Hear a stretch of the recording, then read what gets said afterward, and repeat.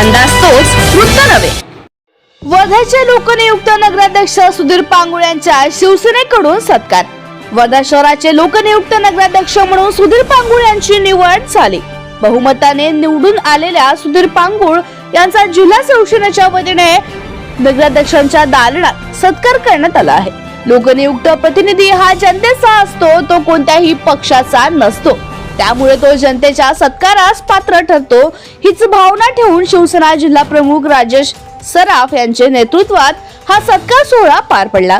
यावेळी नगराध्यक्ष सुधीर पांगुळ यांनी शिवसेनेच्या सहकार्याबद्दल कृतज्ञता व्यक्त करत राज्याचे नगरविकास मंत्रालय, शिवसेनेचे प्रमुख नेते तसेच उपमुख्यमंत्री एकनाथ शिंदे यांचा कक्षेत असल्याने शहराच्या विकासासाठी शिवसेनेच्या मदतीची गरज भासणार असल्याचा भावना व्यक्त केला। राजेश सराफ यांनी शहराच्या विकासासाठी शिवसेना गंभीरपणे नगराध्यक्ष यांच्या सोबतच असल्याची ग्वाही दिली।